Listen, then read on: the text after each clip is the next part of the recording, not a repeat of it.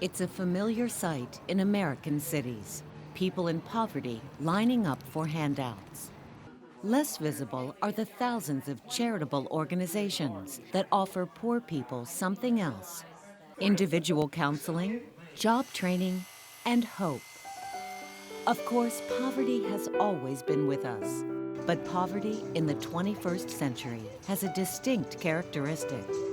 The single greatest cause is a profound catastrophic loss of family.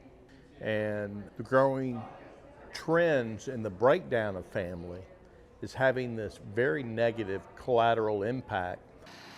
Alan Graham's organization, Mobile Loaves and Fishes, helps poor people by providing a family-like atmosphere and honest work to the truly destitute. I'm homeless. I've been homeless for nearly 30 years. We're trying to respond to that catastrophic breakdown of family and community and trying to recreate a new community around things like gardening, around things like our blacksmithing shop, our art shop. Another organization called the Work Faith Connection prepares unemployed men and women for the workforce. And when someone does land a job, it's time to celebrate. And I got a job.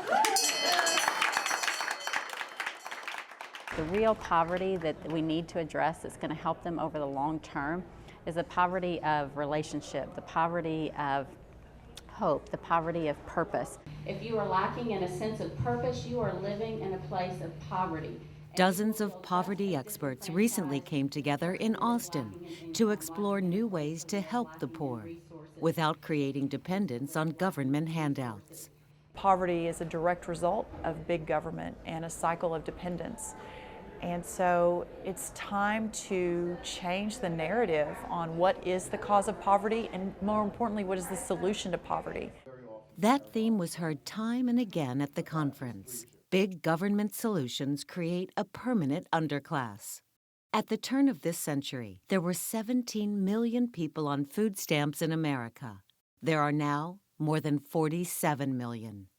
Even though local food banks can provide nutritious food far more efficiently. 70 cents of every dollar that's spent on poor people from the government goes not to the poor, but those who serve poor people. So we've created an industry out of poverty. Those who are closest to those in need know the needs best. That means families, that means extended families, that means churches and other mediating institutions on the local level. This is another attempt to help people break the cycle of dependency. The Self-Reliance Club in Florida enables teenagers at risk to earn money for school supplies, rather than relying on government assistance. Many poverty workers also stress the need for less government regulation. Our society is so overregulated that it prevents somebody from going to Sam's Club right now, buying a box of blow pops, and going out on the streets and selling the blow pops for a margin. Whereas it's legal, because it's a First Amendment free speech right, to stand on a street corner and panhandle. Places like Texas and Virginia that have a lighter hand of government, a lower regulatory burden, also have lower rates of poverty compared to states like California and New York, where you have a heavier tax burden and a heavier regulatory burden. It's been a half-century since President Lyndon Johnson made his famous declaration of war.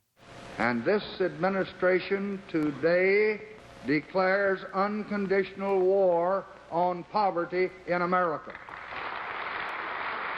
But since then, America's poverty rate has barely budged. The real solution to poverty is not more government programs. It's providing opportunity for prosperity and a better life. And that's today what we're talking about.